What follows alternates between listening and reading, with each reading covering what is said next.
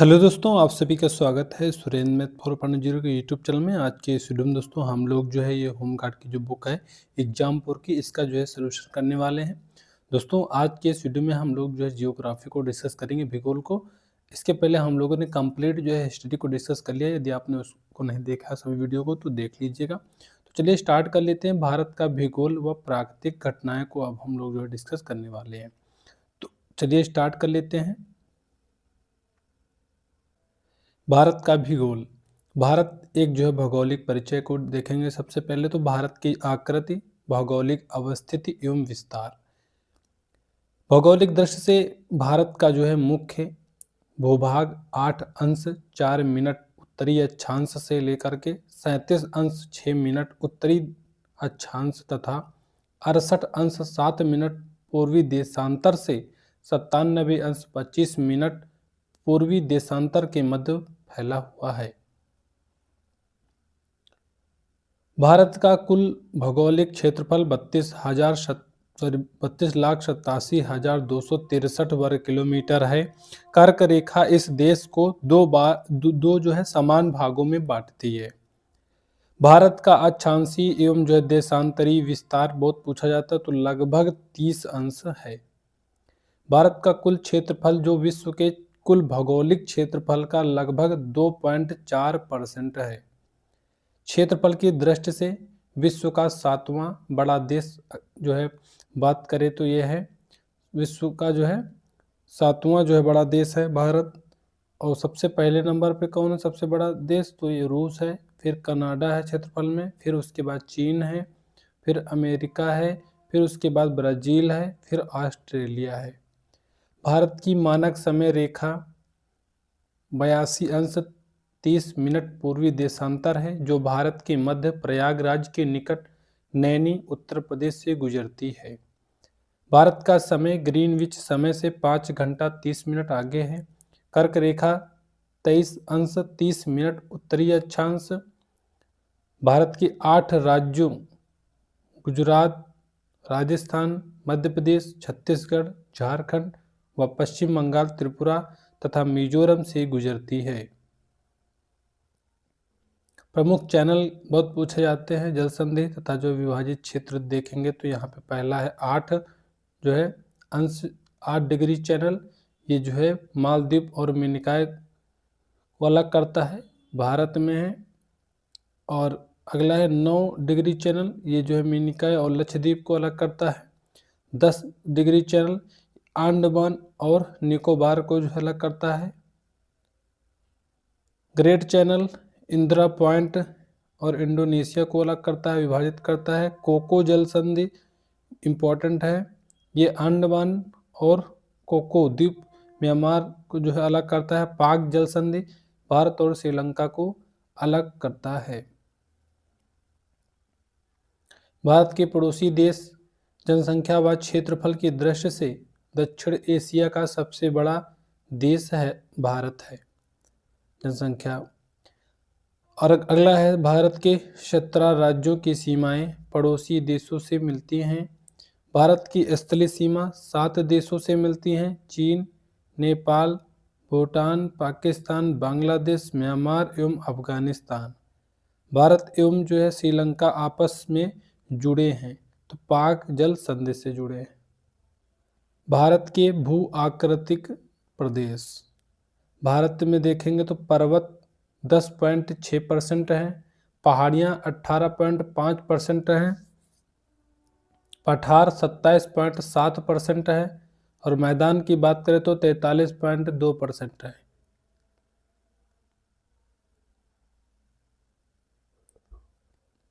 धरातलीय विभिन्नता के आधार पर भू आकृति में विभाजन देखेंगे तो उत्तर का जो है पर्वतीय क्षेत्र, उत्तर भारत का विशाल मैदान, प्रायद्वीपीय पठार, भारतीय मरुस्थल और तटीय मैदान, भारत के द्वीप समूह, ये जो है धरातलीय विभिन्नता के आधार पर भू आकृति का विभाजन किया गया है। उत्तर का जो है पर्वतीय क्षेत्र सबसे पहले अब हम लोग देखेंगे तो यहाँ पे नवीन मोरदार पर्वतमाला, ये विस्तृत जम्मू कश्मीर से लेकर के अरुणाचल प्रदेश तक हैं। और निर्माण काल कब हुआ है? तो टर्शियरी काल में हुआ है। टर्शियरी काल में।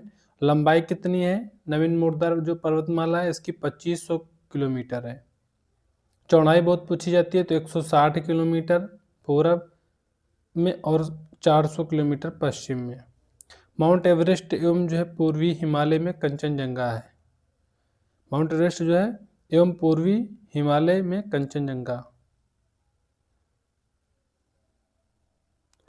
उत्तर के जो है पर्वतीय क्षेत्र का विभाजन ये पूछा जाए तो पहला है ट्रांस हिमालय, बृहद हिमालय, लघु हिमालय, शिवालिक हिमालय, उत्तर पूर्वी हिमालय में विभाजित किया गया है पर्वतीय क्षेत्रों को। तो इसमें ट्रांस हिमालय बहुत पूछा जाता है। तो ट्रांस हिमालय का जो अन्य नाम क्या है? टेथिस हिमालय भी कहते हैं, तिब्बत हिमालय भी कहते हैं। ये अवस्थित कहाँ पे है? तो ये बृहद हिमालय के उत्तर में स्थित है ट्रांस हिमालय। काराकोरम, कैलाश, जास्कर एवं लद्दाख पर्वत श्रेणियाँ स्थित हैं। राकापोसी चोटी, केटू या गॉडविन ऑस्टिन भारत की सर्वोच्च चोटी स्थित है। प्रमुख glacier Siachen 72 kilometre, Biafo 63 kilometre, Baltoro 62 kilometre, Hispar 61 kilometre है। ये सभी जो है प्रमुख ग्लेशियर हैं। ठीक है, इनकी लंबाई भी बताई जा रही है यहाँ पे 61 किलोमीटर 72 इस तरह से दिया गया है। नदियों का उद्गम पूछा जाए तो सतलज, सिंध एवं ब्रह्मपुत्र। हिंज लाइन या सच्चर जोन द्वारा जो है ट्रांस हिमालय वृहद हिमालय से अलग होता है। वृहद हिमालय या महान हिमालय अब हम लोग पढ़ेंगे तो इसका जो अन्य नाम है सर्वोच्च हिमालय या फिर हिमाद्री के नाम से जानते हैं। लंबाई कितनी है? 250 किलोमीटर एवं चौड़ाई कितनी है? 25 किलोमीटर है।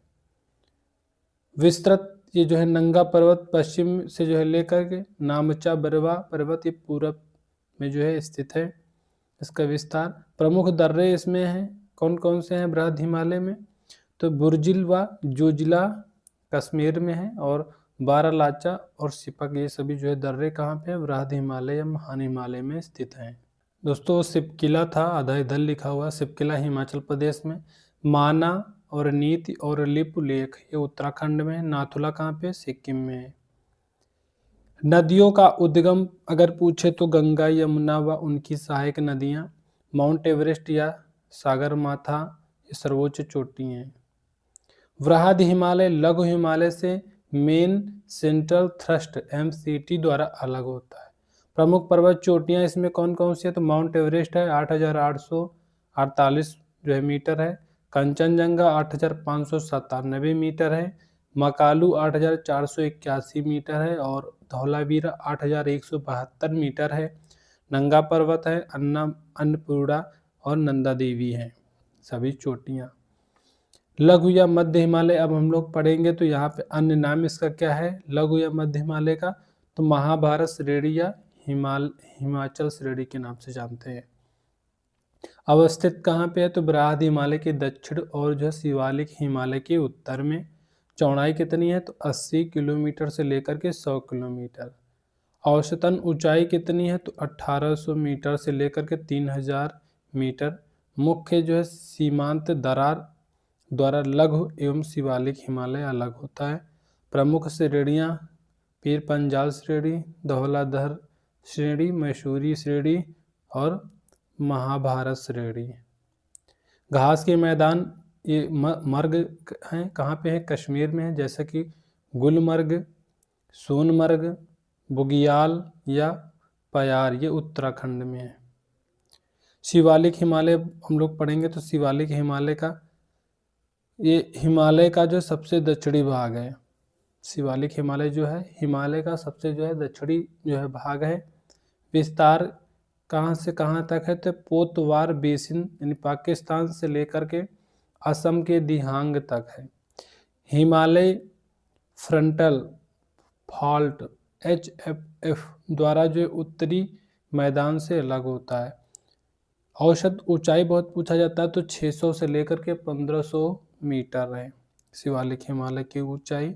शिवालिक व मध्य हिमालय के मध्य समतल घाटियाँ पूर्व में जो है द्वार, हरिद्वार, पश्चिम में दून, देहरादून।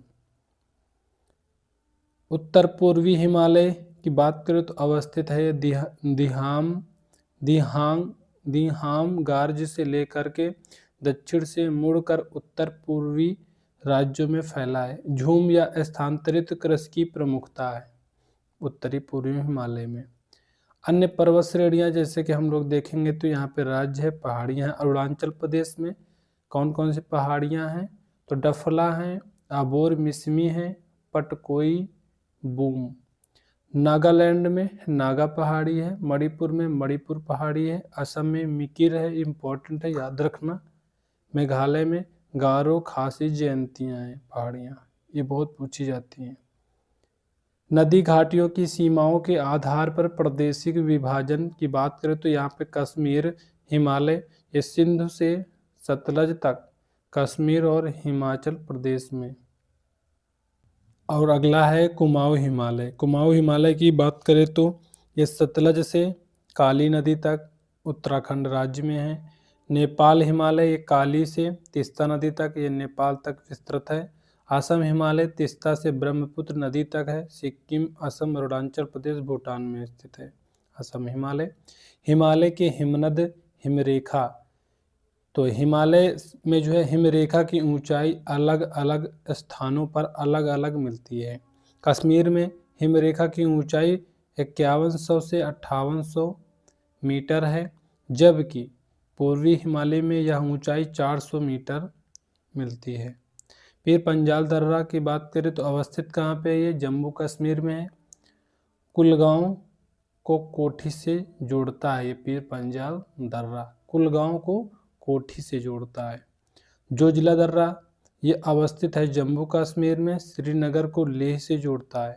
बनिहाल दर्रा ये अवस्थित है जम्मू कश्मीर में और जम्मू को श्रीनगर से जोड़ता है बनिहाल दर्रा। जवाहर सुरंग भी स्थित है इसी दर्रे में। बुर्जिल की बात करें तो अवस्थित है जम्मू कश्मीर में, श्रीनगर से गिलगिट जाने का मार्ग गुजरता है। काराकोरम दर्रा अवस्थित है लद्दाख में, भारत चीन को सड़क मार्ग से जोड़ता है। भारत का सबसे ऊंचा दर्रा है काराकोरम दर्रा। रोहतांग दर्रा अवस्थित है हिमाचल प्रदेश में। सतलज नदी का जो है भारत में प्रवेश मार्ग है। शिमला से जो है तिब्बत जाने का मार्ग ये रोहतांग दर्रा से होता हुआ जाता है। नीति की बात करें तो नीति दर्रा जो है अवस्थित है उत्तराखंड में, मानसरोवर तथा कैलाश पर्वत जाने का मार्ग है। माना दर्रा अवस्थित है उत्तराखंड में। जिलेपला दर्रा अवस्थित है सिक्किम में। दार्जिलिंग व चुम्बी घाटी से होकर तिब्बत जाने का मार्ग है। जेलेपला दर्रा कहाँ पे है, सिक्किम में। नाथुला दर्रा अवस्थित है सिक्किम में, ये बहुत पूछा जाता है नाथुला दर्रा कहाँ पे है तो सिक्किम में है। ये जो है तिब्बत, नाथुला दर्रा जो है तिब्बत जाने का मार्ग है, चुम्बी नदी बहती है इसमें। दिफू दर्रा ये अवस्थित कहाँ पे है, अरुणाचल प्रदेश में है। भारत से म्यांमार जाने का मार्ग है दिफू दर्रा, भारत से म्यांमार जाने का मार्ग दिफू दर्रा से है, होता हुआ जाता है। पालघाट दर्रा अवस्थित है जो है केरल में। पालघाट दर्रा कहाँ पे है, केरल में है। अन्नामलाई व नीलगिरी के मध्य स्थित है पालघाट दर्रा, अन्नामलाई और नीलगिरी के मध्य में स्थित है पालघाट दर्रा। सेनकोट्टा दर्रा ये अवस्थित है केरल में, केरल को तमिलनाडु से जोड़ता है। अगला है थालघाट दर्रा, ये अवस्थित कहाँ पे, महाराष्ट्र में, मुंबई जाने का मार्ग इसी दर्रे से होकर जाता है। भोरघाट दर्रा ये अवस्थित है महाराष्ट्र में और ये मुंबई से पुणे जाने का मार्ग भोरघाट दर्रा से होते हुए जाता है। उत्तर भारत का विशाल मैदान की बात करें तो अन्य नाम इसका क्या है, गंगा ब्रह्मपुत्र का मैदान। क्षेत्रफल कितना है, 7 लाख वर्ग किलोमीटर है और लंबाई 3200 किलोमीटर है। चौड़ाई कितना है तो 150 से लेकर के 300 किलोमीटर। विस्तार बहुत पूछा जाता है तो सिंधु नदी से लेकर के ब्रह्मपुत्र नदी तक है। उत्तरी मैदान को उच्चावच व भौतिक लक्षणों के आधार पर 5 महत्वपूर्ण प्रदेशों में विभाजित किया गया है। भाबर प्रदेश की बात करें तो ये अन्य नाम इसका क्या है, तो शिवालिक का जलोढ़ पंख के नाम से भी जानते हैं।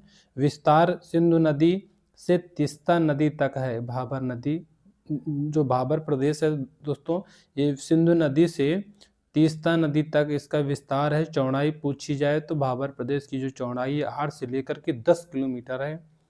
और कृषि योग्य ये नहीं है भाबर प्रदेश, ये इसमें जो कृषि नहीं होती है।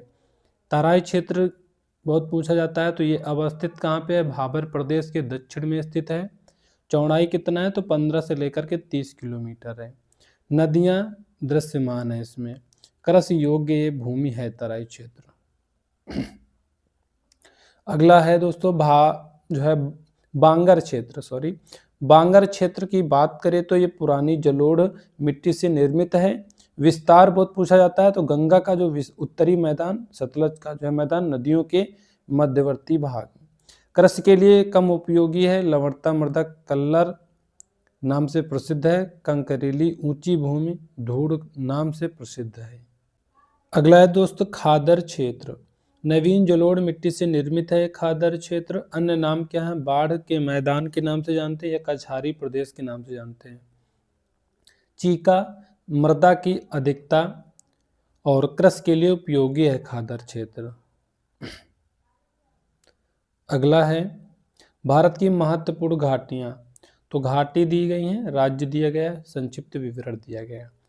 सुरु घाटी ये किस राज्य में, जम्मू कश्मीर में है, और इस घाटी का जो है कारगिल के लिए विशेष महत्व है।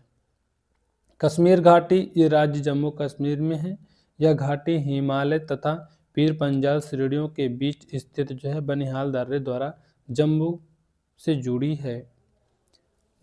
माधा घाटी ये जम्मू कश्मीर क्षेत्र में, यह लद्दाख की एक प्रसिद्ध घाटी है। नुब्रा घाटी जम्मू कश्मीर में है। इस घाटी का निर्माण सियाचिन हिमनद से निकलने वाली नुब्रा नदी द्वारा होता है। दून घाटी ये उत्तराखंड में है। यह घाटी शिवालिक हिमालय तथा लघु हिमालय के बीच स्थित है। फूलों की घाटी उत्तराखंड वन्य जीवों के लिए प्रसिद्ध यह घाटी चमोली जिले में अवस्थित है। इस घाटी को वर्ष 2004 में यूनेस्को के बायोस्फीयर नेटवर्क में शामिल कर लिया गया है। अगला है नेलांग घाटी। नेलांग घाटी की बात करें तो उत्तराखंड में अवस्थित है। यह घाटी उत्तरकाशी जिले के गंगोत्री नेशनल पार्क में स्थित है। भारत चीन सीमा के पास स्थित इस घाटी को वर्ष 1962 के युद्ध के बाद बंद कर दिया गया था। सोर घाटी उत्तराखंड में है। यह घाटी पिथौरागढ़ में अवस्थित है। पार्वती घाटी हिमाचल प्रदेश, यह घाटी हिमाचल प्रदेश के कुल्लू में स्थित है।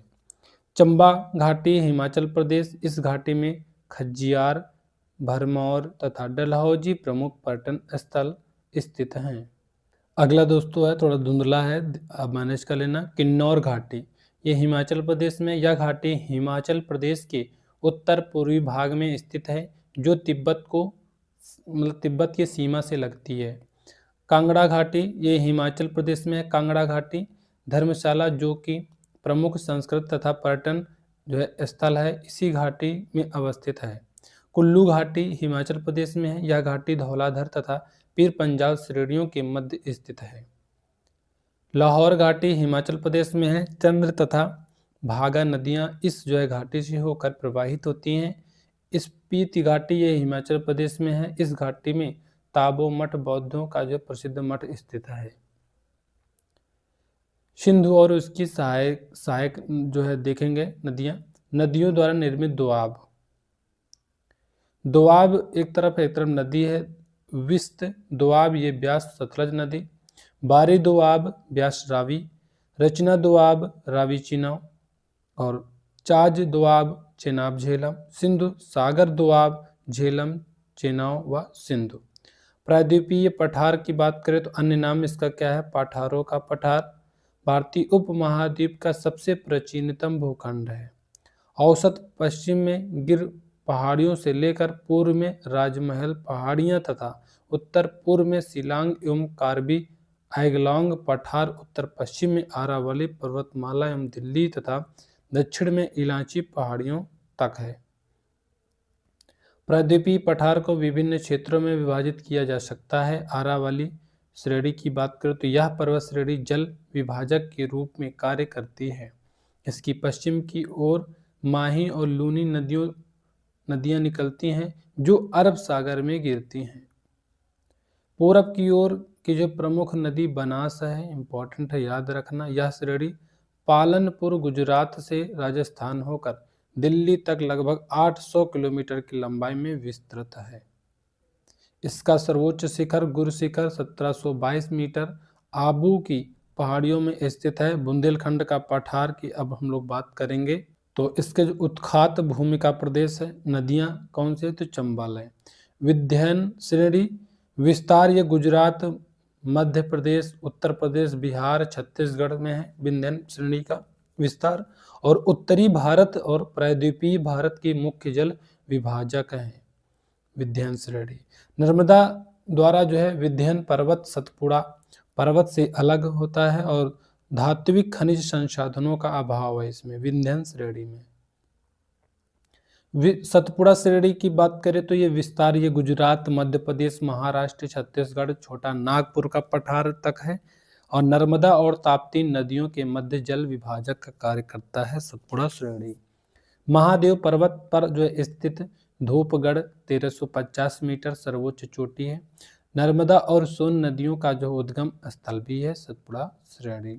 छोटा नागपुर का पठार ये विस्तार है मुख्य रूप से झारखंड में। दामोदर सबसे बड़ी नदी है। रांची नगर स्थित है छोटा नागपुर का पठार और सर्वोच्च चोटी पारसनाथ है इसकी। कोयला भंडार की दृष्टि से सर्वाधिक महत्वपूर्ण क्षेत्र है छोटा नागपुर का पठार। मेघालय की पठार की बात करें तो प्रायद्वीपीय पठार से जो है मेघालय पठार मालदा गैप या फिर राजमहल गारो गैप द्वारा अलग होता है। गारो खासी जयंतियां मिकिर पहाड़ियां स्थित हैं मेघालय के पठार में। सर्वोच्च चोटी नोक रेक ये मेघालय में है।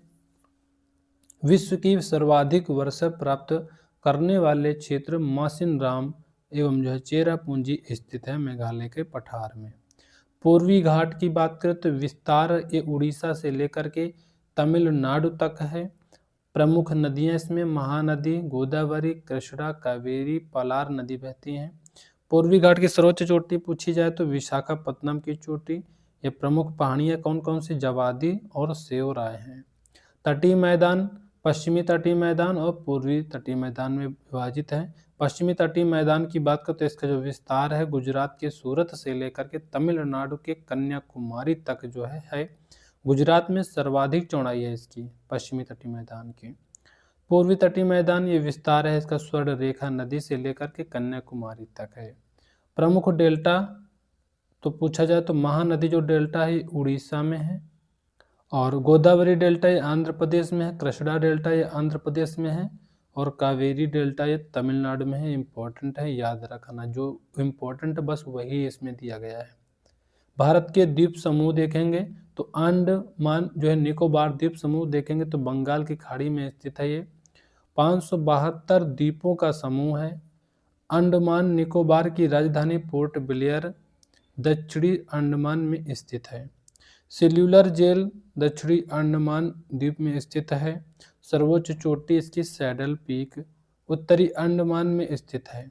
भारत का एकमात्र सक्रिय ज्वालामुखी बैरन द्वीप मध्य अंडमान में स्थित है। सुषुप्त ज्वालामुखी नारकोंडम उत्तरी अंडमान में स्थित है। भारत सबसे बड़ा द्वीप ये मध्य अंडमान है। भारत का दक्षिणतम बिंदु इंदिरा पॉइंट ग्रेट निकोबार के दक्षिण में स्थित है। सबसे उत्तरी द्वीप पूछा जाए तो जो है लैंडफॉल द्वीप है। लक्षद्वीप ये 36 द्वीपों का समूह है। लक्षद्वीप पूछा जाए कि लक्षद्वीप कितने द्वीपों का समूह है तो 36 द्वीपों का समूह है। 10 पर जनसंख्या निवास करती है और बाकी जो 26 है उस पर जनसंख्या नहीं निवास करती है। सबसे बड़ा द्वीप समूह ये अमीन द्वीप है। अमीन द्वीवी ये सबसे बड़ा द्वीप समूह है। और अगला हम लोग देखेंगे तो सबसे बड़ा द्वीप कौन है तो ये मिनिकॉय हो जाएगा। न्यू मूर द्वीप ये भारत विश्व की सबसे बड़ी नदी द्वीप है। न्यू मूर द्वीप, ठीक है। भारत बांग्लादेश की सीमा पर स्थित है, न्यू मूर द्वीप। श्री हरिकोटा द्वीप की बात करें तो ये आंध्र प्रदेश के तट पर स्थित है। श्री हरिकोटा द्वीप आंध्र प्रदेश के तट पर स्थित है। भारत का एकमात्र उपग्रह प्रक्षेपण केंद्र सतीश धवन अंतरिक्ष केंद्र स्थित है। माजुली द्वीप ये असम में ब्रह्मपुत्र नदी के मध्य में स्थित है। विश्व का सबसे बड़ा नदी द्वीप है ये माजुली द्वीप। असम का 35वां जिला घोषित हुआ है। देश का पहला द्वीपीय जिला है माजुली द्वीप। पंबन द्वीप ये भारत तथा श्रीलंका के मध्य मन्नार की खाड़ी में स्थित आदम ब्रिज या राम सेतु का एक जो है भाग है। रामेश्वरम स्थित है पंबन द्वीप में। भारत की नदियों के तट पर स्थित प्रमुख शहर अब हम लोग डिस्कस करने वाले हैं। तो एक तरफ नदी है, राज्य है, शहर है। तो दोस्तों गंगा नदी ये कौन से राज्य में है? तो उत्तराखंड में है और शहर हरिद्वार में।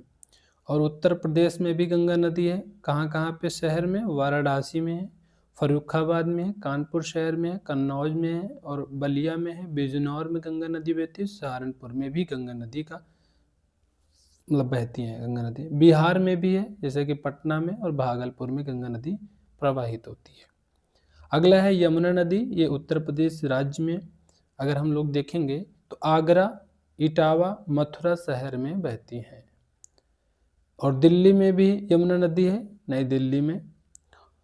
गंगा यमुना नदी ये जो है उत्तर प्रदेश में अगर हम लोग देखेंगे तो प्रयागराज, इलाहाबाद में है, दोनों गंगा और यमुना नदी। महानदी ये उड़ीसा में है, कटक में बहती है, कटक शहर में। नर्मदा नदी जो है मध्य प्रदेश जो है राज्य में अगर हम लोग देखें तो जबलपुर में बहती है, जबलपुर शहर में। और गुजरात की बात करें तो ये भरूच शहर में बहती है नर्मदा नदी। ताप्ती नदी ये गुजरात जो है राज्य की बात करें तो यहाँ पे सूरत शहर में बहती है। और मध्य प्रदेश राज्य की बात करें तो बैतूल शहर में बहती है ताप्ती नदी। गोमती नदी ये उत्तर प्रदेश में अगर हम लोग देखेंगे तो लखनऊ, जौनपुर शहर में बहती है। और अगला है चंबल नदी। ये जो है मध्य प्रदेश में यानी जो है ग्वालियर शहर में बहती है मध्य प्रदेश के। और राजस्थान में कोटा में चंबल नदी बहती है, ठीक है, सभी याद रखना है। बेतवा नदी ये अगर प्रदेश में देखें तो मध्य प्रदेश में बहती है। कहाँ पे? विदिशा शहर में। सतलज नदी जो है पंजाब जो है राज्य में लुधियाना शहर में बहती है। गोदावरी नदी महाराष्ट्र जो है राज्य में बहती है, शहर का नाम क्या है? नासिक। कृष्णा नदी आंध्र प्रदेश राज्य में बहती है, विजयवाड़ा शहर में। कावेरी नदी तमिलनाडु राज्य में तंजावुर में बहती है, शहर में। और कर्नाटक राज्य में अगर देखें तो मैसूर शहर में बहती है। सरयू नदी की बात करें तो उत्तर प्रदेश में अयोध्या नदी में बहती, अयोध्या जो है अयोध्या शहर में बहती है। और साबरमती नदी ये गुजरात राज्य में बहती है। कहाँ पे? गांधीनगर शहर में और अहमदाबाद शहर में। हिंडन नदी उत्तर प्रदेश की बात करें तो गाजियाबाद शहर में बहती है, इंपॉर्टेंट है, याद रखना। मूसी नदी तेलंगाना जो है राज्य में बहती है, शहर का नाम क्या है? हैदराबाद। राप्ती नदी ये उत्तर प्रदेश के जो है गोरखपुर शहर में बहती है, राप्ती नदी। मांडवी नदी ये गोवा में जो है पणजी शहर में बहती है। हुगली नदी पश्चिम बंगाल राज्य में कोलकाता में हुगली नदी बहती है। क्षिप्रा नदी ये मध्य प्रदेश राज्य में उज्जैन शहर में बहती है। ब्रह्मपुत्र नदी की बात करें तो असम जो है राज्य में गुवाहाटी शहर में बहती है। भारतीय राज्य तथा प्रमुख झील अब हम लोग देखेंगे तो यहाँ पे जम्मू कश्मीर की बात करें तो प्रमुख झीलें कौन कौन सी है जम्मू कश्मीर में? तो वुलर झील है, डल झील है, सोमरिरी झील और अनंतनाग झील, बेरीनाग झील और शेषनाग झील, ये सभी कहाँ पे हैं? जम्मू कश्मीर में स्थित हैं। उत्तराखंड की बात करें तो रूपकुंड झील, नैनीताल झील और भीमताल झील ये स्थित हैं उत्तराखंड में। राजस्थान में जो झील हैं रास, समंद राजसमंद है, सॉरी, राजसमंद झील, जयसमंद झील, डिडवाना झील, पिछोला झील, सांबर झील, उदय सागर, पुष्कर झील आदि सभी राजस्थान में स्थित हैं। गुजरात में जो झीलें हैं, नारायण सरोवर है और नल सरोवर, ये सभी गुजरात में स्थित हैं। हरियाणा की बात करें तो सूरजकुंड झील स्थित है, और पंजाब में रोपड़ झील है, हरिके झील है। असम में चपनाला झील है, मणिपुर में लोकटक झील है, मिजोरम में वाला झील है, सिक्किम में चोलामू झील, गुरडोंगर झील स्थित है। कर्नाटक में पंपा सरोवर झील स्थित है। तमिलनाडु में कोडाई कनाल झील और ऊटी झील स्थित है। केरल में अष्टमुडी लैगून झील और बिम्बनाड झील स्थित है केरल में। आंध्र प्रदेश की बात करें तो केलेरू झील स्थित है। तेलंगाना में हिमायत सागर, उस्मान सागर और हुसैन सागर, ये जो है सभी तेलंगाना में स्थित है। महाराष्ट्र की बात करें तो सलीम अली सरोवर, पवई झील, लोनार झील स्थित है। हिमाचल प्रदेश की बात करें तो रेणुका झील यहाँ पे स्थित है हिमाचल प्रदेश में। भारत की महत्वपूर्ण जलप्रपात देखेंगे तो भारत में अधिकांश जलप्रपात छोटे हैं तथा ये पठारी प्रदेशों में मिलते हैं, क्योंकि पठारी प्रदेशों की भू आकृति अत्यधिक ऊंची नीची एवं शैलें कठोर हैं। भारत के महत्वपूर्ण जलप्रपातों का जो है विवरण निम्न प्रकार है। जैसे कि यहाँ पहला जलप्रपात है ये दुदुमा जलप्रपात, ये जो है मच्छकुंड नदी में उड़ीसा में स्थित है। अगला है चलिया जलप्रपात, ये चंबल नदी में है और राजस्थान में स्थित है। इंपॉर्टेंट है, याद रखना चलिया जलप्रपात। हुंडरू जलप्रपात, ये स्वर्णरेखा नदी में स्थित है झारखंड राज्य में। धुआंधार जलप्रपात, कपिल जलप्रपात जो है कपिल धारा जलप्रपात, ये नर्मदा नदी में स्थित है मध्य प्रदेश में। कुंचिकल जलप्रपात, ये जो है वरही नदी में स्थित है और कर्नाटक राज्य में है। शिव समुद्रम जलप्रपात कावेरी नदी में कर्नाटक में स्थित है। जोगगरसुप्पा महात्मा गांधी जलप्रपात, ये शारावती नदी में स्थित है कर्नाटक में। दूध सागर जलप्रपात मांडवी नदी में स्थित है गोवा में। चित्रकूट जलप्रपात भारत का नियाग्रा जलप्रपात की संज्ञा दी गई है इंद्रावती नदी में स्थित है छत्तीसगढ़ में। मीन जो है मुट्टी जलप्रपात एक कल्लर नदी में स्थित है केरल में। पुनासा जलप्रपात नर्मदा नदी में स्थित है नर्मदा शहर में, सॉरी नर्मदा राज्य, नर्मदा नदी में है, यहाँ पे मिस्टेक है दोस्तों, यहाँ पे नर्मदा नदी दोनों लिखा हुआ है, ठीक है। भारत की जलवायु की बात करें तो ये हो जाएगा, पहला है प्रकृति मानसूनी है। भारत की जलवायु कैसी है? मानसूनी है। मानसून शब्द की उत्पत्ति अरबी शब्द मौसिम से हुआ है। मौसिम का अर्थ मौसम के अनुसार पवनों की दिशा में प्रत्यावर्तन। भारत का मानसून, ये जलवायु कैसी है तो उष्ण मानसूनी है, उपोष्ण मानसूनी है।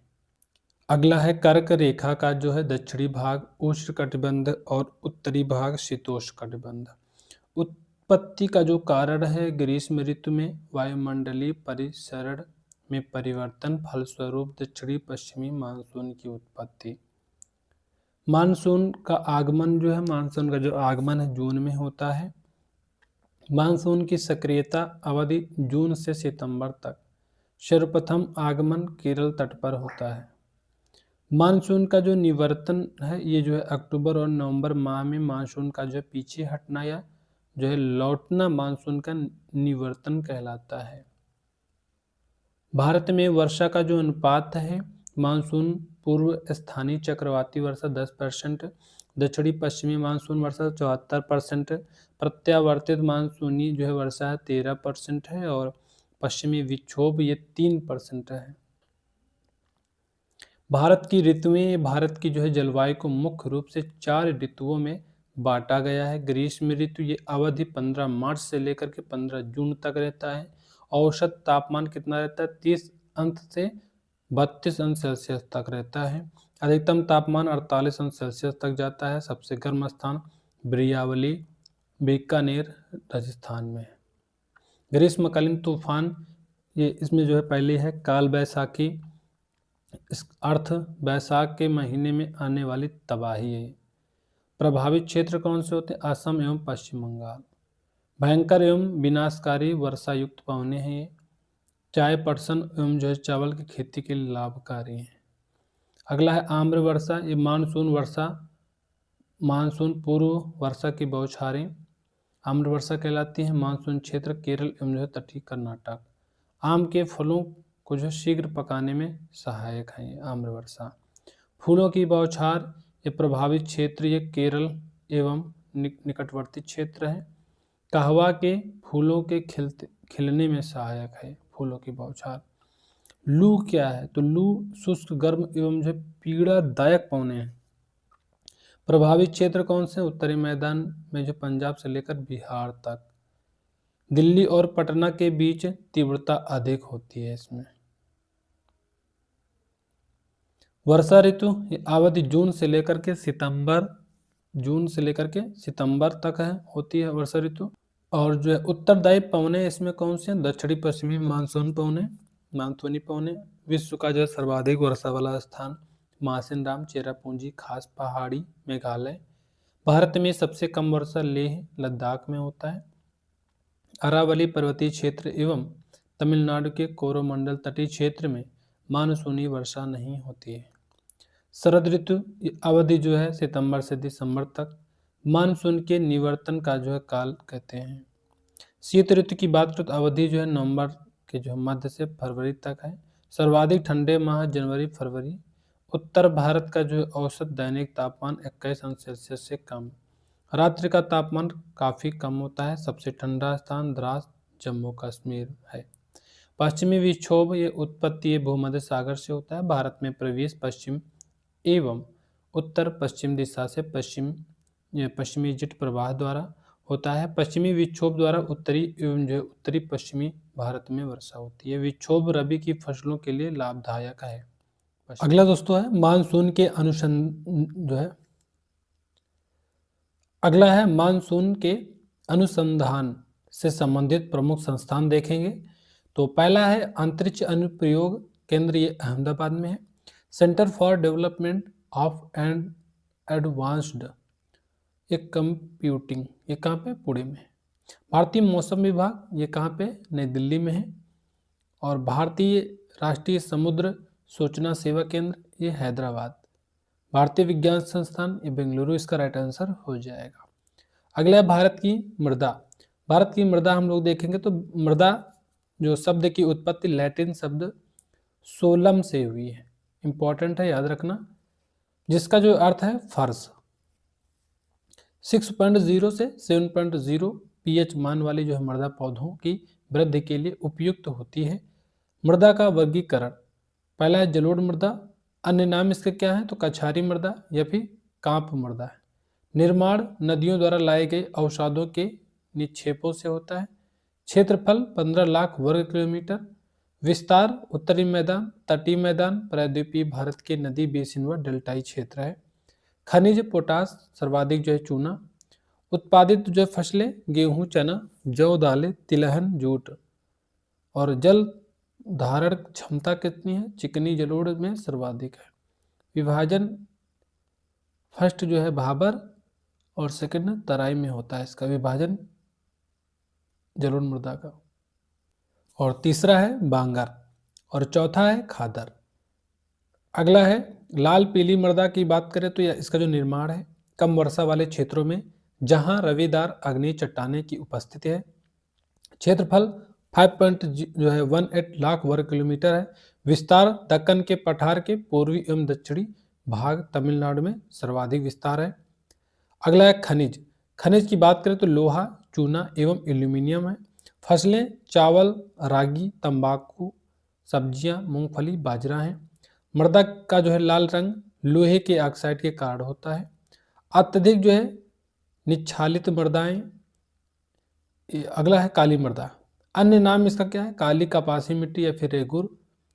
स्वतः जुताई वाली मृदा भी कहते हैं इसको, काली जो है मृदा को।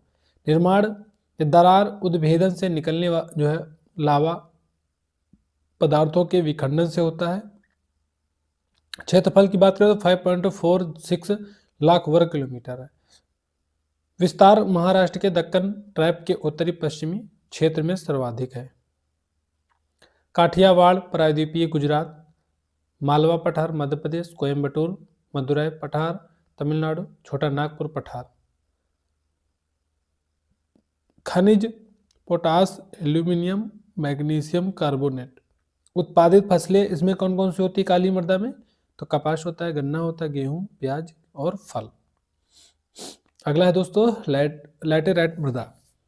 लैटेराइट मृदा की बात करें तो निर्माण जो है उच्च तापमान और वर्षा वाले क्षेत्रों में जल के साथ चूना एवं सिलिका के निक्षालन से होता है इसका निर्माण। लैटेराइट मृदा का क्षेत्रफल की बात करें तो 1.26 लाख वर्ग किलोमीटर है और विस्तार केरल, महाराष्ट्र एवं असम में सर्वाधिक है। पश्चिमी घाट के पर्वतों के गिरिपद क्षेत्रों में है।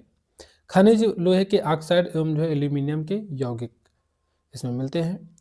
और उत्पादित फसलें कौन कौन सी होती हैं? कृषि के लिए जो है कम उपजाऊ मृदा होती है, लेकिन चारा, कहवा, सिनकोना, मोटे अनाज, रबड़, काजू, मसालों की जो है कृषि के लिए बहुत ही उपयोगी है।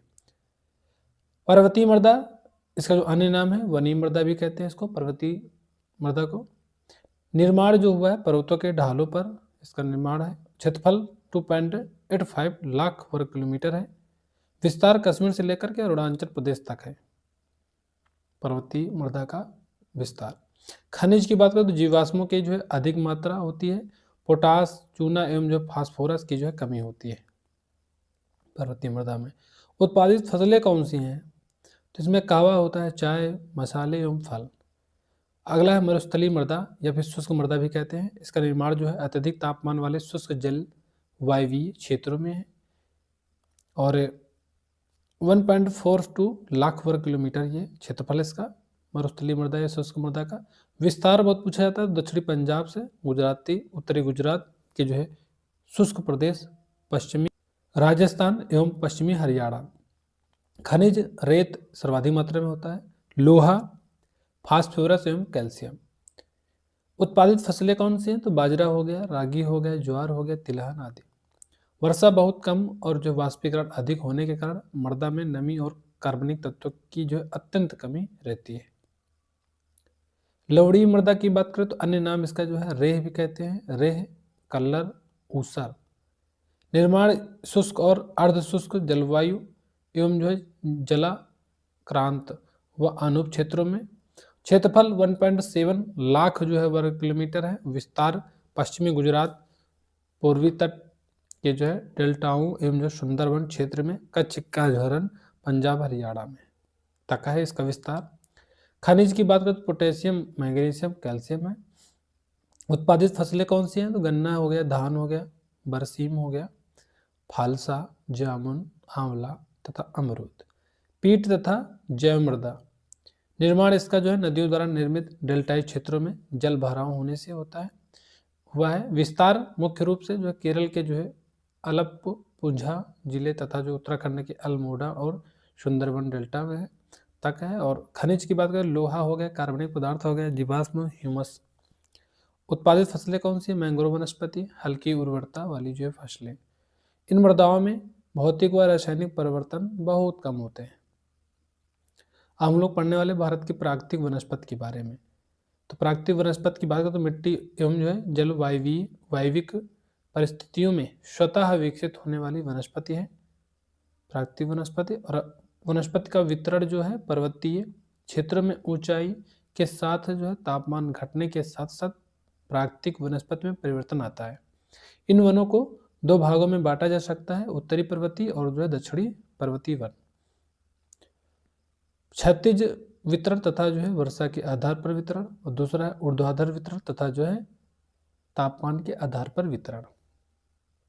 उष्णकटिबंधीय सदाबहार वन की बात करेंगे तो औसत वार्षिक वर्षा 200 सेंटीमीटर से अधिक, औसत वार्षिक तापमान 22 अंश सेल्सियस, वृक्षों की लंबाई 60 अंश मीटर या उससे अधिक। विस्तार जो है पश्चिमी घाट के पश्चिमी ढाल पर उत्तरी पूर्वी पहाड़ियाँ, केरल, कर्नाटक तथा अंडमान निकोबार द्वीप। प्रमुख वनस्पतियाँ सिनकोना, आर्किड, आबनूस, बांस, ताड़, फर्न, महोगनी, रोजवुड आदि हैं। अन्य नाम क्या है इसके? तो उष्णकटिबंधीय आर्द्र वनस्पति, सदाबहार वन। वनस्पतियां कौन की जो प्रजातियों में सर्वाधिक विविधता पाई जाती है? अर्ध सदाबहार वन दूसरा नंबर है। तो इसमें जो पहला पॉइंट है, औसत जो वार्षिक वर्षा है 200 सेंटीमीटर से 250 सेंटीमीटर तक है। प्रमुख वनस्पतियां होलक, साइडर, रोजवुड, चंपा, लारेल, गुर्जन आदि। विस्तार सह्याद्री, मेघालय के पठार के आसपास का जो है क्षेत्र, अंडमान निकोबार द्वीप आदि। स्थानांतरित कृषि के कारण जो है वनस्पतियों का जो अत्यधिक ह्रास। उष्णकटिबंधीय आर्द्र पर्णपाती वन, औसत वार्षिक वर्षा 100 सेंटीमीटर से 200 सेंटीमीटर तक है। विस्तार हिमालय श्रेणी में शिवालिक के जो है गिरपद, भाबर व तराई क्षेत्र, पश्चिमी घाट के जो है पूर्वी ढाल, महाराष्ट्र, कर्नाटक, पश्चिम बंगाल, मध्य प्रदेश, बिहार आदि है। प्रमुख वनस्पतियां सागवन, शीशम, बेत, महुआ, आंवला, चंदन, शहतूत, साल आदि है। अगला है शुष्क उष्णकटिबंधीय वन। पहला है शुष्क पर्णपाती वन और दूसरा है शुष्क कंटीले वन। शुष्क पर्णपाती वन की बात करें तो औसत जो वार्षिक वर्षा 70 सेंटीमीटर से 100 सेंटीमीटर। विस्तार आंध्र प्रदेश, उत्तरी गुजरात, कर्नाटक, महाराष्ट्र, उत्तर प्रदेश के जो है कुछ भाग, पश्चिमी बिहार, छत्तीसगढ़ तथा जो है दक्षिणी पंजाब। प्रमुख वनस्पति खैर, तेंदु, बेल आदि हैं। प्रमुख जानवर शेर, चीता, हाथी, गैंडा आदि हैं। भारत के जो सर्वाधिक विस्तृत क्षेत्र में फैले हुए हैं। अगला है शुष्क कटीले वन। औसत वार्षिक वर्षा इनको 70 सेंटीमीटर से कम होना चाहिए। विस्तार जो है राजस्थान, गुजरात, हरियाणा, छत्तीसगढ़, मध्य प्रदेश के जो कुछ भाग, पश्चिमी घाट के जो है वृष्टि छाया क्षेत्र। प्रमुख वनस्पतियों नीम जो है नीम, बबूल, खजूर, बेर और बिलास आदि है। शमाना वनस्पति, अन्य जो नाम है बंजर क्षेत्र। सवाना वनस्पति जो है अन्य नाम इसका है बंजर क्षेत्र, ठीक है। और औसत वार्षिक वर्षा कितनी होती है? तो यहाँ पे 60 सेंटीमीटर से कम। विस्तार की बात करें तो आंध्र प्रदेश, महाराष्ट्र, मध्य प्रदेश तथा कर्नाटक राज्य के कुछ भाग हैं। प्रमुख जानवर पूछे जाए तो भारतीय भेड़िया, ग्रेट इंडियन बस्टर्ड। अगला है मरुस्थलीय वन। औसत वार्षिक वर्षा 50 सेंटीमीटर से कम। विस्तार जो है दक्षिण पश्चिमी पंजाब, हरियाणा, राजस्थान, गुजरात, उत्तर प्रदेश एवं जो मध्य प्रदेश के अर्धशुष्क क्षेत्र है। प्रमुख वनस्पतियां विभिन्न प्रकार की जो है घास व झाड़ियां हैं। इन वनों के जो है वृक्षों की पत्तियां मोमी, छोटी व मोटी छाल युक्त होती हैं ताकि वाष्पीकरण कम से कम हो। ज्वारी वन की बात करें तो अन्य नाम जो है अनूप वन, मैंग्रोव वन। विकास समुद्र तट तथा जो है निम्न डेल्टाई भागों में। अगला है दोस्तों यहाँ पे विस्तार जो है मुख्यतः जो गंगा, ब्रह्मपुत्र, महानदी, गोदावरी एवं जो कृष्णा नदियों के डेल्टाई क्षेत्र, अंडमान निकोबार और कच्छ क्षेत्र, पश्चिम बंगाल सर्वाधिक जो है क्रमशः गुजरात एवं जो है अंडमान निकोबार द्वीप समूह के तटवर्ती क्षेत्र हैं। प्रमुख वनस्पति जो है मैंग्रोव, कैजुरीना, केवड़ा, सुंदरी व बेंदी है। उच्च जैविकता वाले क्षेत्र ये हैं और पश्चिम बंगाल के सुंदरबन डेल्टा का नाम सुंदरी वृक्ष के नाम पर पड़ा, ये याद रखना इंपॉर्टेंट पॉइंट है। भारत के मैंग्रोव वनों, कच्छ वनस्पति के जो है स्थलों की सूची यहाँ पे दी गई है। एक तरफ जो है राज्य केंद्र शासित प्रदेश हैं और एक तरफ जो है कच्छ मैंग्रोव वन के स्थल है। तो गुजरात में कच्छ की खाड़ी, खंबात की खाड़ी, केरल में वेम्बनाड, कन्नूर, उत्तरी केरल, गोवा में गोवा, पश्चिम बंगाल में सुंदरबन मैंग्रोव वन स्थल है। उड़ीसा में चिल्का, भीतरकनिका, महानदी, स्वर्णरेखा। आंध्र प्रदेश में पूर्वी गोदावरी, कृष्णा। तमिलनाडु में पुलिकट, आंध्र प्रदेश व तमिलनाडु सीमा पर। अंडमान निकोबार में उत्तरी अंडमान निकोबार। अगला है दोस्तों यहाँ पे भारत की वन अनुसंधान केंद्र। तो वन अनुसंधान केंद्र एक तरफ दिया गया है, एक तरफ शहर दिए गए हैं, इनको भी देख लेते हैं। तो पहला है भारतीय वन प्रबंधन संस्थान, ये भोपाल में मध्य प्रदेश में है। इंदिरा गांधी राष्ट्रीय वन अकादमी देहरादून उत्तराखंड में है। Indian institute of ecology and environment, ये कहाँ पे? नई दिल्ली में, नई दिल्ली दिल्ली में। जीबी पंत हिमालय पर्यावरणीय अल्मोड़ा उत्तराखंड में है और विकास संस्थान अल्मोड़ा उत्तराखंड में। भारतीय वानिकी अनुसंधान एवं शिक्षा परिषद, यह है देहरादून उत्तराखंड में। भारतीय वन सर्वेक्षण संगठन की स्थापना 1981 में। मोस्ट इंपोर्टेंट ये सभी क्वेश्चन है। वन अनुसंधान संस्थान की जो स्थापना है 1906 में हुई। केंद्रीय वन आयोग की जो स्थापना है 1965 में हुई है। वन संरक्षण अधिनियम 1980। प्रावधान की बात करें तो सरकार की जो अनुमति के बिना किसी भी वन भूमि को कृषि भूमि में परिवर्तित नहीं किया जा सकता है। 1988 में संशोधन कर इसे जो है और अधिक महत्वपूर्ण बना दिया गया है। वन महोत्सव कार्यक्रम, अन्य नाम क्या है इसका, वृक्ष महोत्सव भी है। आरंभ कब से हुआ, 1950 से, और आरंभकर्ता कौन है, के एम मुंशी, तत्कालीन कृषि मंत्री हैं, मतलब थे 1950 में। उद्देश्य की बात करें तो मानव द्वारा जो निर्मित वनों का जो क्षेत्रफल बढ़ाना और जनता में वृक्षारोपण की जो प्रवृत्ति का विकास करना है। अगला है वन महोत्सव सप्ताह, ये 1 से लेकर के 7 जुलाई तक होता है। अगला है जल संसाधन के बारे में अब हम लोग पढ़ने वाले हैं। तो जल संसाधन की बात करें तो धरातलीय जल संसाधन और भूमिगत जल संसाधन, 2 पार्ट में इसको बांटा गया है। धरातलीय जल संसाधन में सबसे पहले हम लोग देखेंगे तो प्रमुख स्रोत क्या है, तो नदियां हैं, जलाशय हैं, झीलें हैं, और सर्वाधिक महत्वपूर्ण स्रोत की बात करें तो नदियां हैं, ठीक है। और उपयोग जल विद्युत उत्पादन, सिंचाई, पेयजल में होता है। और आधिकारिक आंकड़ों के अनुसार भारत लगभग जो 50% से अधिक जो सिंचित क्षेत्र पंजाब, उत्तर प्रदेश एवं तमिलनाडु के अंतर्गत आता है। सिंचाई के साधन अब लोग देखेंगे तो कुआं व जो नलकूप की बात करें तो यहाँ पे भारत में सिंचाई के सबसे जो प्रमुख साधन है कुआं और नलकूप। नलकूपों की सर्वाधिक संख्या उत्तर प्रदेश में है और 61.58% जो भूमि की जो सिंचाई कुओं व नलकूपों द्वारा होता है। उत्तर प्रदेश, पंजाब, गुजरात, राजस्थान, महाराष्ट्र में सिंचाई के जो प्रमुख साधन हैं। नहरों द्वारा सिंचाई अगर पूछी जाए तो भारत में जो है सिंचाई का जो दूसरा जो प्रमुख साधन है नहर, 24.54% भू भाग पर सिंचाई होती है नहरों द्वारा। उत्तर भारत में अधिक जो है विकास, किंतु दक्षिण भारत में कम विकास है। उत्तर प्रदेश सर्वाधिक विस्तार है। मध्य प्रदेश, बिहार, पंजाब, आंध्र प्रदेश, हरियाणा में सिंचाई होती है किससे, नहरों द्वारा। अब भारत के जो है प्रमुख नहरें देख लेते हैं तो पूर्वी नहर, ये जो है नहरों के स्रोत जो रावी नदी है और राज्य कहाँ, पंजाब में है। अगला है नागल बांध नहर, ये जो सतलज नदी इसका स्रोत है, पंजाब राज्य में है। भाखड़ा नहर, ये जो सतलज नदी से निकलता है, यानी स्रोत है, सतलज नदी से निकलता है भाखड़ा नहर, और ये पंजाब में है। ऊपरी गंगा नहर, ये गंगा नदी स्रोत है, नहरों का स्रोत है गंगा नदी, और ये उत्तराखंड राज्य में। शारदा नहर, शारदा नदी से निकलती है, उत्तर प्रदेश। बेतवा नहर, बेतवा नदी उत्तर प्रदेश। निचली गंगा नहर, गंगा नदी उत्तर प्रदेश। पूर्वी यमुना नहर, ये यमुना नदी उत्तर प्रदेश। आगरा नहर, ये यमुना नदी उत्तर प्रदेश। और पश्चिमी यमुना नहर, ये यमुना नदी से, इसका जो प्रमुख स्रोत है हरियाणा में। अब हम लोग पढ़ेंगे अगला इंदिरा नहर, ये सतलुज व ब्यास नदियों के संगम पर स्थित हरके बैराज, ये राजस्थान में। पार्वती जो है परियोजना, पार्वती नदी, ये राजस्थान में है। और एडन नहर, ये दामोदर नदी पश्चिम बंगाल। मोठा नहर, मोठा नदी महाराष्ट्र हो जाएगा। गोदावरी नहर, ये गोदावरी नदी महाराष्ट्र हो जाएगा। कृष्णा पिन्नार परियोजना, इसका जो स्रोत है कृष्णा व पिनार नदी दोनों है, आंध्र प्रदेश राज्य में। तुंगभद्रा परियोजना, ये तुंगभद्रा नदी इसका स्रोत है, आंध्र प्रदेश में। मंगलम परियोजना, चिरू कुना पुंझा नदी, ये केरल में है। बेट्टूर परियोजना, इसका जो स्रोत है कावेरी नदी है, तमिलनाडु में। तालाब द्वारा सिंचाई, प्राकृतिक एवं जो है कृत्रिम दोनों प्रकार के जो है तालाब का प्रयोग होता है।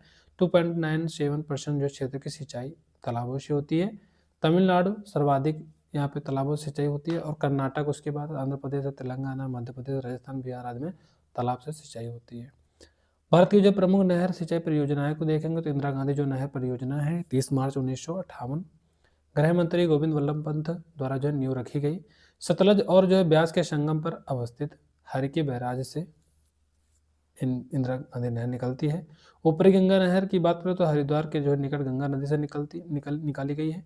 और पश्चिमी यमुना नहर, ये फिरोज शाह तुगलक द्वारा निर्मित है, और यमुना नदी के दाहिने किनारे पर ताजीवाला ने हरियाणा से निकाली गई है। भारत के जो सिंचाई की जो आधुनिक पद्धतियां हैं, ये ड्रिप सिंचाई है, और दूसरा है फव्वारा सिंचाई और सतही सिंचाई, 3 टाइप है। ड्रिप सिंचाई क्या है, तो पानी को जो है पौधों की जड़ों पर बूंद बूंद टपकाना, टपक सिंचाई अथवा बूंद सिंचाई कहलाता है। पद्धति की खोज जो है इजराइल में हुई है। रेतीली मृदा, ऊसर भूमि व विषम उच्चावच वाले क्षेत्रों में अधिक उपयोगी है। ये अंगूर, नींबू व अन्य जो फलों की जो है खेती तथा जो है सब्जियां उगाने में किया जाता है। इस अब अगला फर्टिगेशन, फर्टिलाइजर उर्वरक प्लस जो है एरी इरिगेशन सिंचाई यानी। अगला है यहाँ पे जल के साथ उर्वरक मिलाकर सिंचाई करना फर्टिगेशन कहलाता है। फर्टिगेशन बराबर आप देख लो, फर्टिलाइजर उर्वरक प्लस जो है सिंचाई इरिगेशन। इजराइल में जो खोजा गया है और जल व उर्वरक दोनों का जो अधिकतम उपयोग है। फव्वारा सिंचाई स्प्रिंकलर, ये क्या है, तो जल का जो फुहारों अथवा जो है वर्षा की बूंदों के समान दबाव विधि द्वारा सीधे फसल पर जो है छिड़काव होता है। इस तरह छिड़काव द्वारा जल खेतों के चारों ओर फैल जाता है, इसलिए इसे बौछारी सिंचाई की जो संज्ञा भी दी जाती है। पानी की बचत मुख्य लाभ। अगला है सतही सिंचाई, नहरों, नलकूपों, तालाबों, कुओं द्वारा जो खेत में जल का जो वितरण एवं खेत में एक किनारे से जो पूरे खेत में जल फैलाना है। भारत के अधिकांश कृषि योग्य क्षेत्रों में सिंचाई जो है पद्धति ये है, और ये वाली सतही सिंचाई और फसल की जो पैदावार में वृद्धि मुख्य लाभ है इसका। भारत में बहुउद्देशीय परियोजनाएं देखेंगे तो भारत के जो प्रथम प्रधानमंत्री पंडित जवाहरलाल नेहरू ने बहुउद्देशीय परियोजनाओं को आधुनिक भारत का मंदिर कहा था। भारत की महत्वपूर्ण बहुउद्देशीय परियोजनाएं देखेंगे हम लोग तो दामोदर घाटी परियोजना, ये जो है दामोदर नदी पर है, और लाभ प्राप्तकर्ता राज्य कौन है, तो पश्चिम बंगाल एवं झारखंड है। भाखड़ा नागल परियोजना सतलज नदी पर है और पंजाब, हरियाणा और राजस्थान इसका लाभ उठा रहे हैं। और इस परियोजना का दुलहस्ती परियोजना ये चिनाब नदी पर है, जम्मू कश्मीर लाभ प्राप्तकर्ता राज्य है। सलार परियोजना ये चिनाब नदी पर है, जम्मू कश्मीर जो है लाभ प्राप्तकर्ता राज्य है। उरी परियोजना ये झेलम नदी, जम्मू कश्मीर। बगलिहार परियोजना चिनाब नदी पर है, जम्मू कश्मीर फायदा उठा रहा है इसका, मतलब लाभ उठा रहा है। तुलबुल परियोजना झेलम नदी, जम्मू कश्मीर। टिहरी बांध भागीरथी नदी, उत्तराखंड। चमेरा परियोजना रावी नदी, हिमाचल प्रदेश। पोंग बांध परियोजना ब्यास नदी पर है, हिमाचल प्रदेश प्राप्तकर्ता राज्य है, लाभ प्राप्तकर्ता राज्य है। नाथपा झाकरी परियोजना सतलज नदी पर है, हिमाचल प्रदेश। कामेंग परियोजना ये अरुणाचल प्रदेश लाभ उठा रहा है इसका। लोकटक परियोजना का मणिपुर। तिपाई मुख परियोजना ये बराक नदी पर है और मणिपुर इसका लाभ उठा रहा है। तिस्ता परियोजना का जो लाभ है सिक्किम उठा रहा है, तिस्ता नदी पर यह है। फरक्का परियोजना हुगली नदी पर है, ये पश्चिम बंगाल इसका लाभ उठा रहा है। मयूराक्षी परियोजना मयूराक्षी नदी पर है, पश्चिम बंगाल एवं झारखंड दोनों। दुर्गापुर बैराज परियोजना दामोदर नदी पर है, पश्चिम बंगाल व जो झारखंड लाभ प्राप्तकर्ता राज्य है। तिलाया बांध बाराकर नदी पर है, झारखंड में। स्वर्ण रेखा परियोजना स्वर्ण जो है रेखा नदी पर है, उड़ीसा लाभ प्राप्तकर्ता राज्य है, झारखंड। और हीराकुंड बांध परियोजना महानदी उड़ीसा। ब्यास परियोजना ब्यास नदी, पंजाब, हरियाणा व राजस्थान। थीन बांध परियोजना रावी नदी पर है, पंजाब। लक्ष्मीबाई सागर बांध जो परियोजना बेतवा नदी पर है, लाभ प्राप्तकर्ता कौन, उत्तर प्रदेश है। गोविंद वल्लभ पंत सागर रिहंद नदी पर है, उत्तर प्रदेश में। मध्य प्रदेश लाभ जो है प्राप्तकर्ता राज्य है। माता टीला बांध बेतवा नदी पर उत्तर प्रदेश एवं मध्य प्रदेश। शारदा परियोजना शारदा नदी उत्तर प्रदेश। चंबल परियोजना चंबल नदी मध्य प्रदेश और राजस्थान। राजगढ़ परियोजना बेतवा नदी मध्य प्रदेश एवं उत्तर प्रदेश। कोसी परियोजना कोसी नदी बिहार। इंदिरा गांधी नहर परियोजना सतलुज नदी ब्यास नदी, राजस्थान, पंजाब, हरियाणा। उकाई परियोजना ताप्ती नदी, गुजरात। साबरमती परियोजना साबरमती नदी, गुजरात। माही परियोजना माही नदी, गुजरात, राजस्थान। काकरा पार परियोजना ताप्ती नदी, गुजरात। कोयना परियोजना कोयना नदी, महाराष्ट्र। नागार्जुन सागर कृष्णा नदी, आंध्र प्रदेश। तुंगभद्रा परियोजना तुंग व भद्रा के जो संगम पर आंध्र प्रदेश व कर्नाटक। श्रीशैलम परियोजना कृष्णा नदी, आंध्र प्रदेश। अलमट्टी बांध परियोजना कृष्णा नदी, आंध्र प्रदेश, कर्नाटक एवं महाराष्ट्र। शरावती परियोजना शरावती नदी, कर्नाटक। घाट प्रभा परियोजना घाट प्रभा नदी, कर्नाटक। शिवसमुद्रम परियोजना कावेरी नदी, कर्नाटक। इडुक्की परियोजना पेरियार इडुक्की नदी, केरल। मैटूर परियोजना कावेरी नदी, तमिलनाडु। रामा गुंडल परियोजना गोदावरी नदी, तेलंगाना। कलपोंग जलविद्युत परियोजना कलपोंग नदी, अंडमान निकोबार द्वीप समूह। सोन परियोजना सोन नदी, बिहार। महाकाली नदी घाटी परियोजना महाकाली नदी, भारत और नेपाल। अगला है भारत के संसाधन जल से संबंधित प्रमुख संस्थान देखेंगे, तो बहुत ही इंपॉर्टेंट टॉपिक है ये। तो एक तरफ संगठन, एक तरफ जो है स्थापना वर्ष, मुख्यालय। केंद्रीय जल और विद्युत अनुसंधान केंद्र का जो स्थापना है 1916 में हुई, कहाँ पे? मुख्यालय है पुणे में है। केंद्रीय भूजल बोर्ड का जो स्थापना है 1970 में हुई, मुख्यालय कहाँ पे? फरीदाबाद में। राष्ट्रीय जल विज्ञान संस्थान का जो है स्थापना 1978 में हुई और कहाँ पे है? मुख्यालय रुड़की में। केंद्रीय जल आयोग 1945 में स्थापना हुई, मुख्यालय कहाँ पे? नई दिल्ली में। केंद्रीय जल विकास एजेंसी 1982 में स्थापना हुई, नई दिल्ली में मुख्यालय। गंगा बाढ़ नियंत्रण आयोग 1972 में स्थापना हुई, मुख्यालय कहाँ पे? पटना में। भारत की जो कृषि एवं पशुपालन को हम लोग डिस्कस करने वाले, तो कृषि के बारे में सबसे पहले हम लोग पढ़ेंगे। तो प्राथमिक जो क्रिया है कृषि, खेती, पशुपालन, मत्स्य पालन व वानिकी जो है शामिल है इसमें प्राथमिक क्रिया में कृषि में। भारतीय अर्थव्यवस्था का जो मेरुदंड है ये। भारतीय जो है कृषि को मानसून का जो जुआ कहा जाता है। भारतीय कृषि को ऋतुओं के आधार पर 3 वर्ग में बांटा गया है। पहला है रबी की फसलें, बुवाई जो होती है अक्टूबर नवंबर में होता है, कटाई जो होती है अप्रैल मई में होता है। प्रमुख फसलें की बात करें तो गेहूँ, चना, मटर, जौ, अलसी, राई, आलू, मसूर, सरसों आदि हैं। खरीफ की फसलें की बात करें तो ऋतु ये वर्षा ऋतु में बोई जाती है। बुवाई कब होती है? जून जुलाई में। और सितंबर अक्टूबर इसकी जो है कटाई होती है। प्रमुख फसलें कौन से? तो धान हो गया, तंबाकू हो गया, तिल, लोबिया, सोयाबीन, मूंग, उड़द, ज्वार, बाजरा, रागी, मूंगफली आदि हैं। जायद की फसलें की बात करें तो ऋतु जो है ये ग्रीष्म ऋतु में होती है। बुआई कब होती है? तो मार्च में होती है और कटाई कब होती है? सितंबर अक्टूबर में होती है। प्रमुख फसलें कौन सी हैं? खीरा हो गया, खरबूजा हो गया, ककड़ी हो गया, करेला हो गया और तरबूज आदि हैं। अगला है एक तरफ राज्य कृषि क्षेत्र और स्थानांतरी कृषि का जो स्थानीय नाम है। हिमालय क्षेत्र में खिल, उत्तर पूर्वी राज्य में झूम अथवा झूमिंग कृषि है, स्थानांतरित कृषि। मणिपुर में कहते हैं पामलू। मध्य प्रदेश एवं छत्तीसगढ़ में जो है दहियार या बेवर के नाम। और मेघालय में क्या कहते हैं? तो ये बोगमा कहते हैं। राजस्थान में वात्रा, वालरे या फिर वाल्टरे कहते हैं। आंध्र प्रदेश में पोडू या पेंडा कहते हैं। केरल के जो पश्चिमी घाट में कुमारी कहते हैं स्थानांतरित खेती को। अंडमान निकोबार द्वीप समूह में दीपा कहते हैं। इंपॉर्टेंट है, याद रखना। झारखंड में कहते हैं कोरुआ।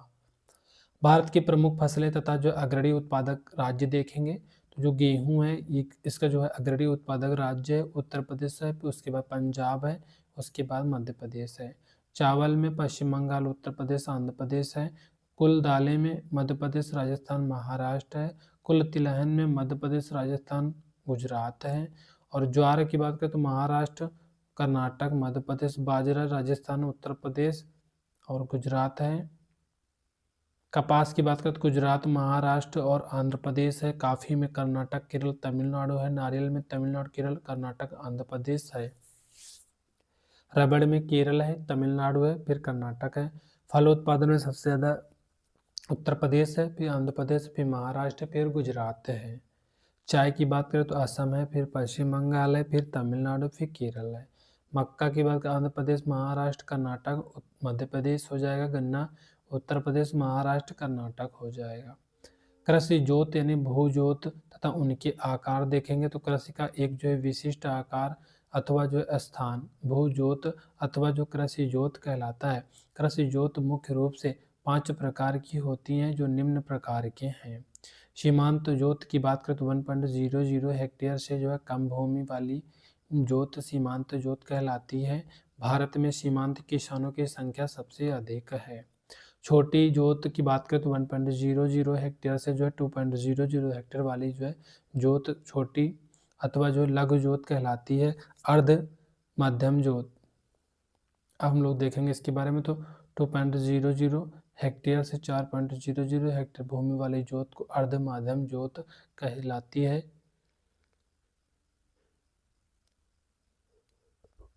अगला है मध्यम जोत। 4.00 से 10.00 हेक्टेयर भूमि वाली जोत को मध्यम जोत कहलाती है। जोत मध्यम जोत कहलाती है। बड़ी जोत ये इस जोत में 10 हेक्टेयर इससे अधिक भूमि वाले जोत को सम्मिलित किया जाता है। अगला दोस्तों है शस्य गहनता। किसी जो है खेत में एक कृषि वर्ष में जितनी फसलें उगाई जाती हैं उन फसलों की जो है बारंबारता अर्थात जो है फसलों की संख्या शस्य गहनता कहलाती है। सर्वाधिक शस्य गहनता पंजाब है। कृषि उत्पादकता की बात करें तो कृषि में जो है प्रति हेक्टेयर उत्पादन अथवा जो प्रति श्रमिक उत्पादन को कृषि उत्पादक कहते हैं। हरित क्रांति वाले जो क्षेत्रों कृषि उत्पादकता सर्वाधिक है। उत्पादन की जो है वह नई प्रक्रिया जिसमें जो है उत्पादन को बढ़ाने के लिए उच्च गुणवत्ता वाले बीज, नहरी सिंचाई एवं रासायनिक उर्वरक आदि जो है साधनों का प्रयोग किया गया था। हरित क्रांति कहलाती है।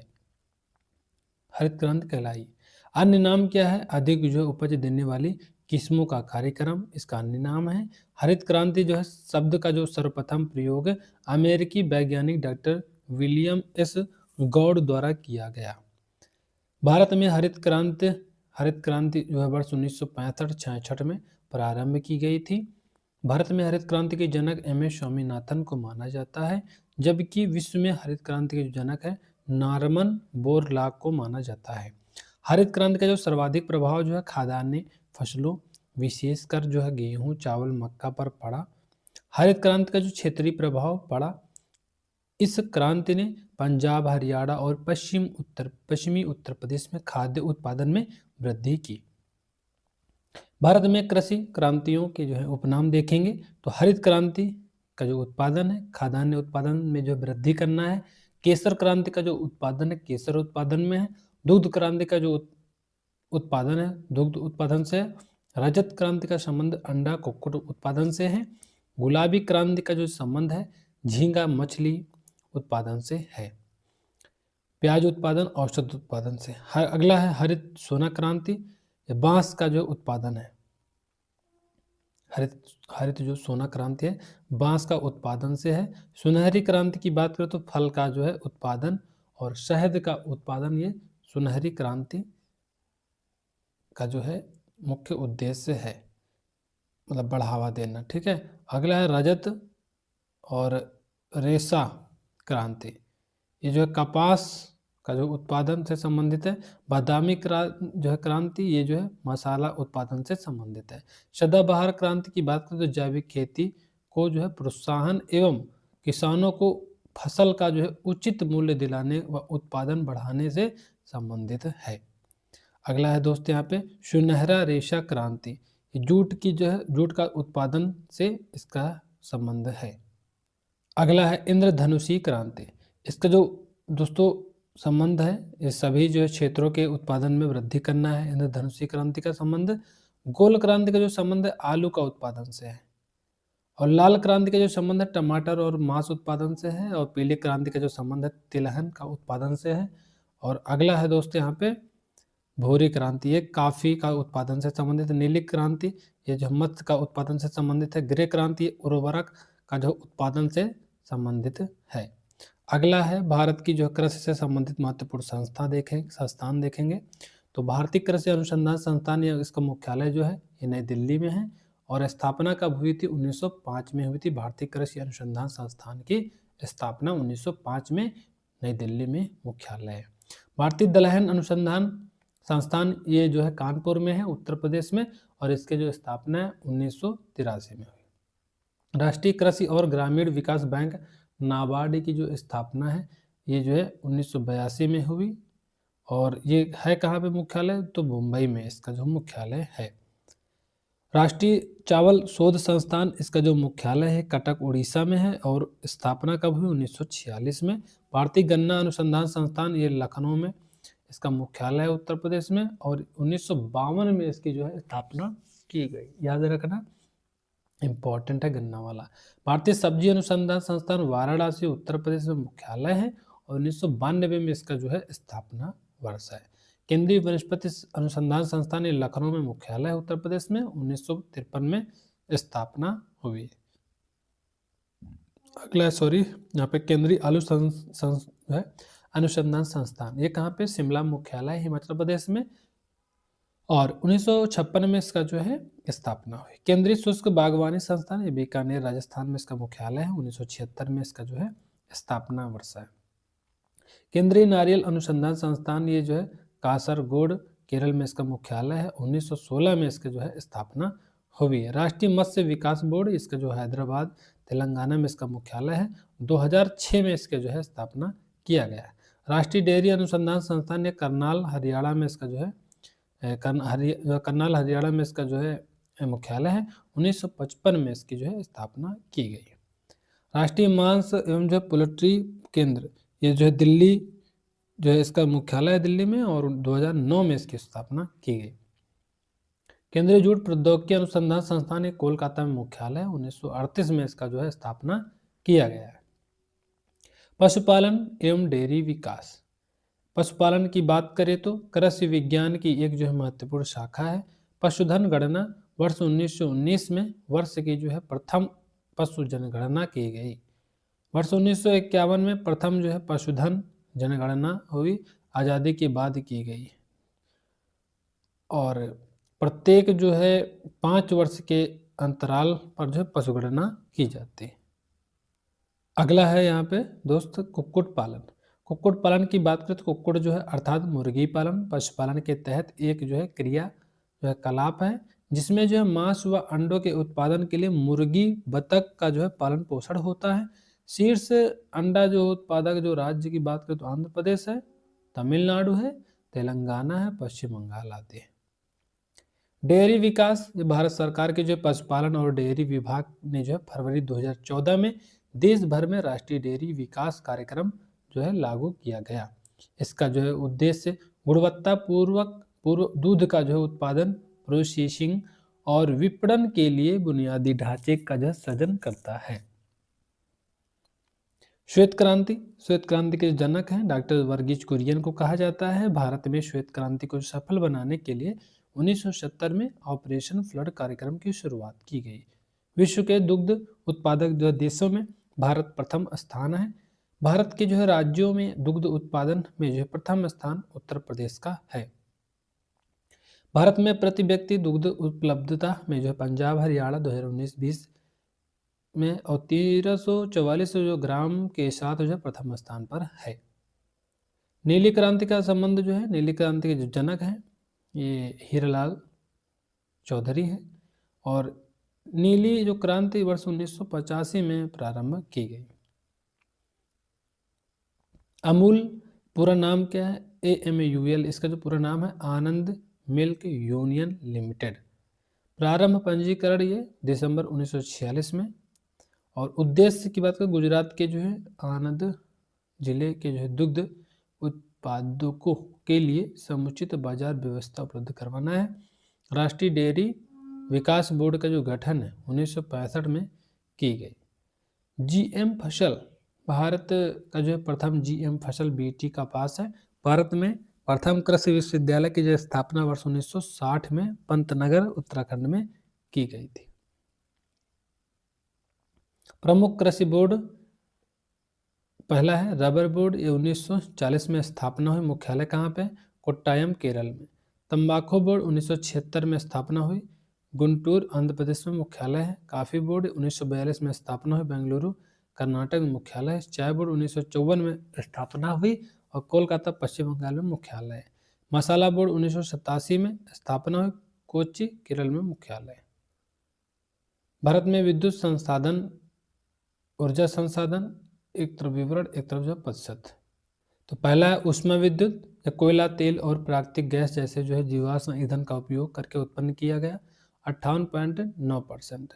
जल विद्युत ऊर्जा, बहते या गिरते पानी के जो है बल से उत्पन्न विद्युत 13.85%। परमाणु ऊर्जा संयंत्रों में जो है नियंत्रित परमाणु प्रतिक्रियाओं के माध्यम से उत्पन्न विद्युत है 2.1%। नवीनीकरणीय ऊर्जा, इसमें जो छोटे पैमाने की परियोजनाओं से सौर ऊर्जा, पवन ऊर्जा, बायोमास ऊर्जा और जल विद्युत ऊर्जा शामिल है 17.6% हो जाएगा प्रतिशत। विद्युत ऊर्जा के स्रोत देखेंगे तो विद्युत ऊर्जा के जो स्रोत हैं कोयला से 58.9% जो है इसका जो है विद्युत पैदा की जाती है। नवीकरणीय ऊर्जा ये 17.6%, और जल विद्युत ये जो है 13.5%, प्राकृतिक गैस से 7.6%, परमाणु ऊर्जा से 2.1% और तेल से 0.3%। NTPC की जो प्रमुख कोयला आधारित जो है ताप विद्युत परियोजनाएं हम लोग देखेंगे तो सिंगरौली जो परियोजना है ये प्रदेश और शहर में है, सिंगरौली और मध्य प्रदेश में। दादरी या गौतम बुद्ध नगर उत्तर प्रदेश में, ऊंचाहार रायबरेली में है उत्तर प्रदेश में, रेहंद परियोजना तो ये सोनभद्र उत्तर प्रदेश में, और टांडा ये अंबेडकर नगर उत्तर प्रदेश में, बदरपुर ये दिल्ली, रामागुंडम ये करीमनगर तेलंगाना, तलचर अंगुल उड़ीसा हो जाएगा। अगला है प्रमुख तेल शोधनशालाओं की जो सूची देखेंगे तो जामनगर रिफाइनरी निर्यात के लिए ये जो है तेल कंपनी रिलायंस इंडस्ट्रीज लिमिटेड, स्थान कहाँ पे, जामनगर गुजरात। जामनगर रिफाइनरी घरेलू बाजार के लिए अगर देखेंगे तो यहाँ पर रिलायंस इंडस्ट्री लिमिटेड ये तेल कंपनी है, जामनगर गुजरात में ये भी है। एस्सार एनर्जी रिफाइनरी, एस्सार जो है एनर्जी लिमिटेड और वाडीनार गुजरात में। कोच्चि रिफाइनरी ये जो है भारत और पेट्रोलियम कारपोरेशन लिमिटेड ये जो है तेल कंपनी है, और राज्य की बात करें तो ये कोच्चि केरल। जो है मैंगलोर रिफाइनरी ये तेल और प्राकृतिक गैस निगम, और ये मैंगलोर कर्नाटक राज्य में है। अगला यहाँ पे दोस्तों, यहाँ पे रिफाइनरी की बात करें तो पारादीप रिफाइनरी ये जो है तेल कंपनी का नाम क्या है, इंडियन ऑयल कॉरपोरेशन लिमिटेड, और स्थान राज्य Paradip Orissa. Panipat refinery Indian oil corporation limited ये तेल कंपनी है, और Panipat Haryana. Gujarat refinery Indian oil corporation limited Vadodara Gujarat में है, और Mumbai refinery Bharat petroleum corporation limited ये मुंबई महाराष्ट्र में ये भी है। गुरु Govind Singh refinery Hindustan petroleum corporation limited ये तेल कंपनी है, Bathinda Punjab. HPCL Mittal energy limited HMLEL और ये बठिंडा पंजाब में